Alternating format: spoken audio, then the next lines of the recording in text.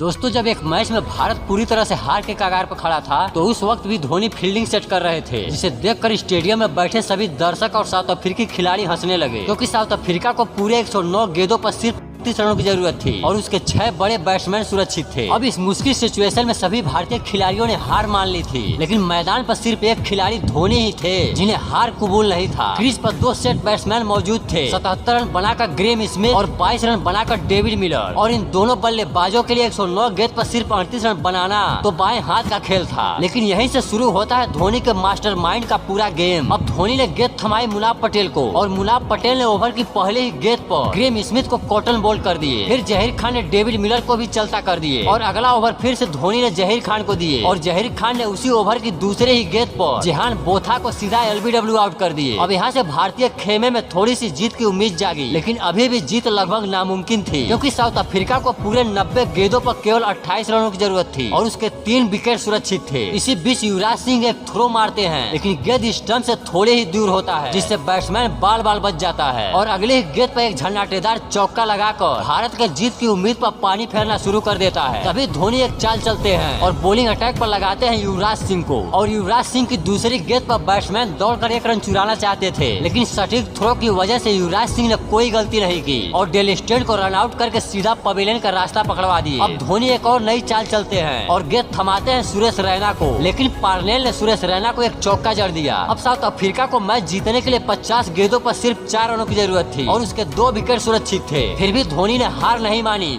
और फील्डिंग लगाने लगे, जिसे देखकर सभी लोग सोचने लगे कि अब फील्डिंग लगाने से क्या फायदा, क्योंकि 50 गेंदों पर अब केवल एक बाउंड्री की ही तो जरूरत है। तभी जहीर खान ने एक बाउंसर डाली तो महेंद्र सिंह धोनी बोले कि यही गेंद बिल्कुल सामने की तरफ डालो, लेकिन अगली गेंद पर बैट्समैन ने दौड़कर 1 रन पूरा कर लिया। अब साउथ अफ्रीका को 3 रन बनाना था। तभी मुनाफ पटेल ने अगली गेंद पर पार्नेल को यूसुफ पठान के हाथों कैच करा दिए, जिसके कारण पूरा भारतीय खेमा खुशी से झूम उठा, क्योंकि भारत को अब केवल 1 विकेट लेना था। अब मुनाफ पटेल की अगली गेंद को बैट्समैन ने सही से डिफेंस कर लिया। फिर अगली गेंद पर बैट्समैन ने शॉट लगाया और दौड़कर 1 रन पूरा कर लिया। धोनी एक बार फिर फील्डिंग में बदलाव करते हैं, जिसके कारण मुनाफ पटेल की अगली गेंद डॉट हो जाती है। अब दोनों तरफ के फैंस की धड़कनें रुक चुकी थी और किसी को भी समझ नहीं आ रहा था कि मैच का नतीजा क्या होगा, क्योंकि साउथ अफ्रीका को सिर्फ 2 रनों की जरूरत थी और भारत को सिर्फ 1 विकेट की। धोनी फिर से फील्डिंग में बदलाव करते हैं, युवराज सिंह को पॉइंट पर तैनात कर दिए, जैसे कि उन्हें पहले से ही पता हो कि बैट्समैन यही शॉट खेलेगा। फिर जैसे ही मुनाफ पटेल की अगली गेंद पर बैट्समैन ने शॉट खेला तो गेंद सीधे पास खड़े युवराज सिंह के हाथों में चली गई, जिसकी वजह से भारत हारा हुआ मैच 1 रन से जीत लिया। और साउथ अफ्रीका वालों ने सोचा,